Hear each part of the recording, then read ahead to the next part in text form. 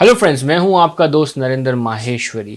How to deal with FOB export shipment की ये class 5 है। इस क्लास 5 के अंदर आज हम डिस्कस करने वाले हैं एक्सपोर्टर की और इंपोर्टर की रिस्पॉन्सिबिलिटीज। एक एफओबी शिपमेंट के अंदर एक एक्सपोर्टर की क्या क्या रिस्पॉन्सिबिलिटीज होती हैं और इंपोर्टर की क्या क्या रिस्पॉन्सिबिलिटीज होती हैं, क्या चीज़ें इंपोर्टर को करनी होती हैं और क्या चीज़ें एक्सपोर्टर को करनी होती हैं। तो ये तमाम चीज़ें आज की इस क्लास 5 के अंदर हम डिस्कस करने वाले हैं। दोस्तों, इससे पहले हम 4 क्लासेस जो है वो इसी टॉपिक एफओबी को लेकर जो है हम डिस्कस कर चुके हैं पूरी डिटेल के साथ। जैसे क्लास 1 के अंदर हमने बात की थी कि एफओबी शिपमेंट के अंदर फ्रेट फॉरवर्डर कौन अरेंज करता है, कैसे किया जाता है और उसके साथ कैसे डील किया जाता है एक फ्रेट फॉरवर्डर के साथ। जैसे क्लास 2 के अंदर हमने बात की थी कि कस्टम क्लियरेंस जो है वो करवाना किसकी रिस्पॉन्सिबिलिटीज होती है और कस्टम क्लियरेंस कैसे की जाती है, क्या स्टेप्स होते हैं, ये क्लास 2 के अंदर हमने बात की थी। इसी तरीके से जो है क्लास 3 के अंदर हमने बताया था कि एफओबी शिपमेंट के अंदर बीएल कौन इशू करवाता है, बीएल कैसे इशू की जाती है, कौन कौन से डॉक्यूमेंट चाहिए होते हैं। तो वो सब चीजें हमने क्लास 3 के अंदर जो है वो डिस्कस की थी। क्लास 4 के अंदर हमने बात की थी कि एफओबी शिपमेंट के अंदर कौन कौन से चार्जेस जो है वो इंक्लूड होते हैं और हमें इंक्लूड करने चाहिए, जिसके अंदर लोकल चार्जेस के जो है हमने बात की थी, जो अक्सर लोग भूल जाते हैं इन सब चीज़ों को। तो बड़ी डिटेल के साथ एफओबी को हमने जो है इन पिछली 4 क्लासेस के अंदर भी जो है वो डिस्कस किया था। अगर आपने इन वीडियोस को नहीं देखा तो स्टार्टिंग से जो है इसको देखना शुरू करें, क्लास 1 से, फिर 2, 3, 4 और फिर जाके जो है इस क्लास 5 को आप जो कंटिन्यू करें, ताकि जो पूरा कॉन्सेप्ट है एफओबी शिपमेंट का वो क्लियर हो सके और आप जो है वो इंडिपेंडेंटली जो है वो एफओबी शिपमेंट को डील कर सको। सो स्टार्ट करते हैं आज के टॉपिक को और डिस्कस करते हैं रिस्पॉन्सिबिलिटीज की, कि इंपोर्टर की क्या रिस्पॉन्सिबिलिटीज होती हैं और एक्सपोर्टर की क्या क्या जो है वो रिस्पॉन्सिबिलिटीज होती हैं। तो दोस्तों, स्टार्ट करते हैं हम एक्सपोर्टर से। सबसे पहले हम आपको बताएंगे कि एक्सपोर्टर की क्या क्या रिस्पॉन्सिबिलिटीज होती हैं और एक एक्सपोर्टर को क्या क्या चीजें जो है वो करनी पड़ती हैं एक्सपोर्ट शिपमेंट के अंदर। फिर हम बात करेंगे इंपोर्टर की रिस्पॉन्सिबिलिटीज की, कि इंपोर्टर की क्या क्या रिस्पॉन्सिबिलिटीज होती हैं। तो बात करें एक्सपोर्टर की रिस्पॉन्सिबिलिटीज की, तो सबसे पहली जो रिस्पॉन्सिबिलिटी होती है किसी भी एक्सपोर्टर की यानी सेलर की, कि वो अपने प्रोडक्ट को जो है मैन्युफैक्चर करना या अरेंज करना उसी क्वालिटी के अंदर जिस क्वालिटी के अंदर बायर को चाहिए।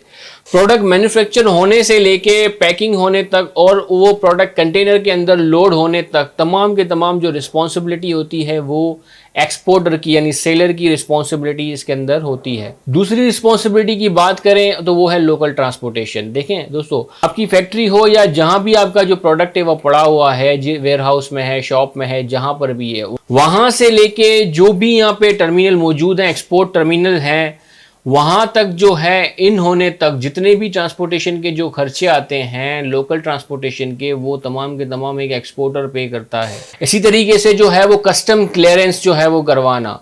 अब देखें दोस्तों, कस्टम क्लियरेंस जो है मैंने पहले भी किसी वीडियो में बताया था कि 2 जगह पर होती है। एक कस्टम क्लियरेंस तो यहाँ पर पाकिस्तान में जो है एक्सपोर्ट होते वक्त होती है, दूसरी कस्टम क्लियरेंस जो है वो इंपोर्ट होते वक्त होती है, जो बायर वहां पर करवा रहा होता है। जो एक्सपोर्टर की जो रिस्पॉन्सिबिलिटी होती है वो कस्टम क्लियरेंस जो पाकिस्तान में एक्सपोर्ट होते वक्त जो है होता है वो क्लियर करवाना, उसके ऊपर जो भी चार्जेस आ रहे हैं, जो भी कस्टम क्लियरिंग एजेंट की फीस है वो पे करना जो है रिस्पॉन्सिबिलिटी होती है एक्सपोर्टर की। आगे बढ़ते हैं और नेक्स्ट रिस्पॉन्सिबिलिटी की बात करते हैं। देखिए दोस्तों, कुछ प्रोडक्ट ऐसे हैं यहाँ पाकिस्तान के अंदर जो एक्सपोर्ट करने के लिए जो गवर्नमेंट इदारे हैं उनकी एनओसी रिक्वायर्ड होती है, तो बगैर वो एनओसी लिए जो है आप एक्सपोर्ट नहीं कर सकते हो। जैसे कोई भी मेडिसिन अगर आप पाकिस्तान से एक्सपोर्ट करना चाह रहे हो तो आप डायरेक्ट एक्सपोर्ट नहीं कर सकते हो। ये जो ड्रैग है, drug regulatory authority of Pakistan है, ड्रैब की जो है एनओसी आपको सबसे पहले लेनी होगी। उस एनओसी के बगैर आप एक्सपोर्ट नहीं कर सकते। अगर इस तरह का कोई प्रोडक्ट है आपका तो इसकी एनओसी वगैरह लेना भी एक एक्सपोर्टर की रिस्पॉन्सिबिलिटी होती है। अब ये कैसे पता लगे कि कौन से प्रोडक्ट के ऊपर कौन से डॉक्यूमेंट रिक्वायर्ड हैं? मैं बार बार आपको कहता हूं कि ये तमाम चीजें जो हैं वो आपका कस्टम क्लियरिंग एजेंट आपको बताएगा। कोई भी चीज़ एक्सपोर्ट करने से पहले आप अपने कस्टम क्लियरिंग एजेंट से जो है वो कांटेक्ट करोगे और उनसे पूछ लोगे कि कौन कौन से डॉक्यूमेंट इसके अगेंस्ट उनको चाहिए होंगे। और अगली रिस्पॉन्सिबिलिटीज़ की बात करें चार्जेस के हवाले से, देखिए दोस्तों, पिछली वीडियो के अंदर हमने डिटेल के साथ जो है बात की थी कि एक्सपोर्टर कौन कौन से चार्जेस, लोकल चार्जेस वगैरह पे करेगा। तो उसी चार्जेस से रिलेटेड जो लोडिंग टर्मिनल हैंडलिंग चार्जेस जो है एक होता है, उसके अंदर भी हमने बताया था ये लोडिंग टर्मिनल हैंडलिंग चार्जेस, जिसको HSC चार्जेस भी कहते हैं, तो इसको पे करना भी एक एक्सपोर्टर की रिस्पॉन्सिबिलिटी होती है। दूसरी और सबसे बड़ी रिस्पॉन्सिबिलिटी जो है वो ये है डिलीवरी। जो भी सामान है जिसका ऑर्डर आपको मिला है, ये आपकी सबसे बड़ी रिस्पॉन्सिबिलिटी है। जो टाइम फ्रेम आपको बताया गया है और जो डेस्टिनेशन पोर्ट आपको बताया गया है, आपको पूरी कोशिश करनी होती है कि आप उसी टाइम फ्रेम के अंदर उस डेस्टिनेशन पोर्ट पर वो सामान अच्छे से पहुंचा दें। ये भी रिस्पॉन्सिबिलिटी जो है वो एक एक्सपोर्टर की होती है। और दूसरा है ट्रांसफर ऑफ रिस्क। अब ट्रांसफर ऑफ रिस्क में क्या चीजें शामिल हो जाती हैं? देखिए दोस्तों, जो भी आपका सामान है, जब तक वो सामान आपकी कस्टडी के अंदर है। अब आपकी कस्टडी से क्या मतलब है? आपकी कस्टडी से मतलब ये है कि वो सामान, जब तक कि वो सामान जो है वो जो भी वेसल है, जो भी जहाज है वहां, उसके ऊपर वो लोड नहीं होता, तब तक वो सामान जो है वो आपकी प्रॉपर्टी है। उसके साथ जो भी कुछ होता है वो तमाम के तमाम रिस्क आपके साथ जो है वो इंक्लूड होते हैं।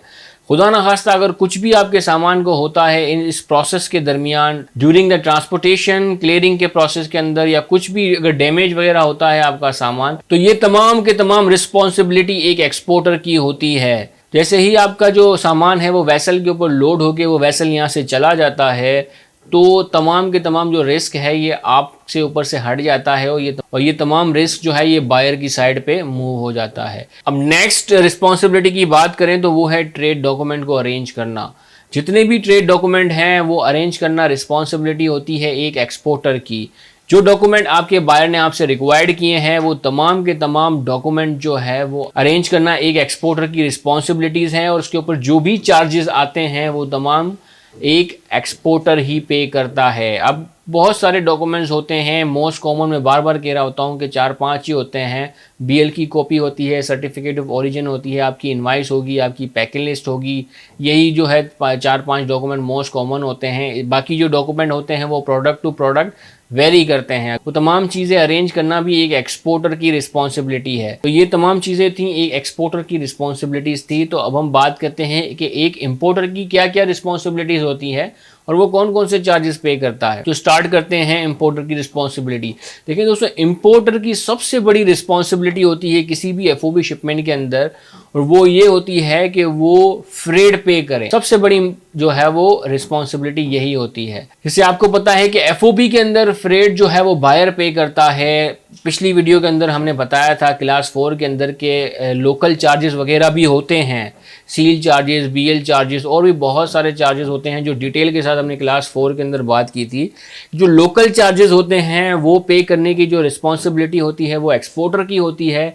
जो ओशियन फ्रेड होता है, सिर्फ ओशियन फ्रेड को जो है वो पे करने की जो रिस्पॉन्सिबिलिटी होती है वो बायर की होती है। बायर फ्रेड पे करेगा। आगे बढ़ते हैं और नेक्स्ट रिस्पॉन्सिबिलिटी की बात करते हैं बायर की। बायर की जो नेक्स्ट रिस्पॉन्सिबिलिटीज होगी वो होगी डेस्टिनेशन पोर्ट के ऊपर कस्टम क्लियरेंस करवाना। जैसे मैंने अभी थोड़ी देर पहले कहा था कि एक्सपोर्ट होते वक्त भी कस्टम क्लियरेंस होता है और इंपोर्ट होते वक्त भी कस्टम क्लियरेंस होता है। एक्सपोर्ट करते वक्त जो कस्टम क्लियरेंस जो है वो होता है जो ओरिजिन पोर्ट, जिसको जैसे कराची में कस्टम क्लियरेंस होगा वो एक्सपोर्टर जो है करवाएगा। सामान जब डेस्टिनेशन पोर्ट पर पहुंच जाता है तो वहां पर कस्टम क्लियरेंस करवाना रिस्पॉन्सिबिलिटी होती है बायर की। जो भी चार्जेस वगैरह आएंगे वो बायर ही पे करेगा, एक्सपोर्टर से अब उसका कोई ताल्लुक नहीं होगा। आगे बढ़ते हैं और मजीद रिस्पॉन्सिबिलिटीज की बात करते हैं। कस्टम क्लियर, देखिए दोस्तों, कस्टम क्लियरेंस जो है वो करवाते वक्त बायर को जो है वो ड्यूटी टैक्सेस भी पे करने पड़ते हैं। आगे बढ़ते हैं और नेक्स्ट रिस्पॉन्सिबिलिटी की बात करते हैं। जैसे हमने कभी बताया था कि लोडिंग टर्मिनल हैंडलिंग चार्जेस जो है वो कौन, एक्सपोर्टर पे करता है। इसी तरीके से बायर जो है डेस्टिनेशन पोर्ट पे कस्टम क्लियरेंस करवा रहा होगा तो यहाँ पर भी उसको जो है वो HSC चार्जेस जो है वो पे करने पड़ते हैं। और वो HSC चार्जेस जो है वो अनलोडिंग टर्मिनल हैंडलिंग चार्जेस जो है उसको कहा जाता है। तो वो भी बायर की रिस्पॉन्सिबिलिटी है वहां पर पे करना। एक्सपोर्टर जो है वो लोडिंग टर्मिनल हैंडलिंग चार्जेस पे करता है एक्सपोर्ट करते वक्त, और जो इंपोर्टर है जब वो वहां पे क्लियरेंस करवा रहा होता है अपनी, तो वो अनलोडिंग टर्मिनल हैंडलिंग चार्जेस वहां पर पे करता है। इसी तरीके से अब ये भी जो है बायर की रिस्पॉन्सिबिलिटी होती है कि कस्टम क्लियरेंस करवाते वक्त जो भी कोई NOC या कोई लाइसेंस उनको चाहिए होता है, जो वो उसी डेस्टिनेशन कंट्री के अंदर लेना होता है बायर को, तो वो लेना भी बायर की रिस्पॉन्सिबिलिटी होती है। पहले वो लाइसेंस या NOC वगैरह वो लेगा, फिर जाके वो है इंपोर्ट करेगा। तो ये तमाम चीज़ें भी जो है वो जैसे एक्सपोर्ट करते वक्त मैंने बताया था कि कुछ एनओसीज रिक्वायर्ड होती है एक्सपोर्ट करने के लिए, तो ये स्पेसिफिक कंट्रीज़ के अंदर कुछ रिक्वायरमेंट होती है, कोई प्रोडक्ट इंपोर्ट करने के लिए भी उनको एनओसी या लाइसेंस वगैरह उनको चाहिए होता है, तो वो लेना भी बायर की रिस्पॉन्सिबिलिटी है अगर इस तरह की कोई रिस्ट्रिक्शन उसकी कंट्री के अंदर है। तो आगे बढ़ते हैं और नेक्स्ट रिस्पॉन्सिबिलिटी की बात करते हैं। देखें दोस्तों, डिलीवरी लेना, टाइम के ऊपर डिलीवरी देना जो है ये बहुत बड़ी रिस्पॉन्सिबिलिटी होती है एक एक्सपोर्टर की। इसी तरीके से जो है वो टाइम पे डिलीवरी लेना भी बहुत ज़्यादा ज़रूरी होता है किसी भी बायर के लिए, और ये बायर की रिस्पॉन्सिबिलिटी है, बहुत बड़ी रिस्पॉन्सिबिलिटी है कि जो डिलीवरी टाइम पे दी गई है आपने टाइम पे वो डिलीवरी लेना भी है, उठाना भी है। ये भी रिस्पॉन्सिबिलिटी होती है बायर की यानी इंपोर्टर की। अब बात करते हैं ट्रांसफर ऑफ रिस्क। जैसे हमने अभी जो है एक्सपोर्टर की रिस्पॉन्सिबिलिटी के अंदर बताया था कि ट्रांसफर ऑफ रिस्क होता है जब तक कि वो सामान वेसल के ऊपर नहीं चढ़ता तब तक के जो है वो रिस्पॉन्सिबिलिटी होती है एक एक्सपोर्टर की, सेलर की रिस्पॉन्सिबिलिटी होती है। जैसे ही वो सामान जो है वो वेसल के ऊपर लोड होकर वहां से चला जाता है तो वो तमाम के तमाम रिस्पॉन्सिबिलिटी जो है वो बायर की हो जाती है। अब जो है वो इन ट्रांजिट अगर कुछ भी हो जाता है, खुदा ना खास्ता वो जहाज़ डूब जाता है, आग लग जाती है उसको, या कुछ और मसले मसाइल होते हैं, तो अब ये तमाम के तमाम जो रिस्पॉन्सिबिलिटी होगी वो होगी बायर की कि उसने क्यों इंश्योरेंस नहीं करवाया, उसको इंश्योरेंस करवाना चाहिए था और अक्सर इंश्योरेंस करवाते भी हैं। तो ये तमाम चीज़ें थी डिस्कस की मैंने पूरी डिटेल के साथ कि कौन सी चीज़ किसकी रिस्पॉन्सिबिलिटी होती है, एक्सपोर्टर की क्या रिस्पॉन्सिबिलिटी होती है और बायर की क्या रिस्पॉन्सिबिलिटी होती है। और उम्मीद है आपको समझ में आ गया होगा कि किसकी क्या रिस्पॉन्सिबिलिटी होती है। इसी टॉपिक को जो है कंटिन्यू करते हुए एक बोनस वीडियो बनाएंगे इसके ऊपर, जिसमें हम बात करेंगे कि डॉक्यूमेंट जो है जो एक्सपोर्ट डॉक्यूमेंट है, कौन सा डॉक्यूमेंट कहाँ से मिलेगा और बैंक में कौन कौन से डॉक्यूमेंट आपको जमा करने पड़ेंगे और कैसे डील करोगे आप बैंक के साथ, पैसे आएंगे तो वो कैसे होगा और कितने चार्जेस उसमें से कटेंगे। तो ये तमाम चीज़ें जो है हम जो उस नेक्स्ट वीडियो के अंदर हम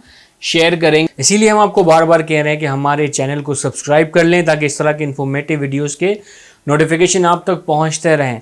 अपना बहुत बहुत ख्याल रखिएगा और हमारे चैनल को सब्सक्राइब करना ना भूलें।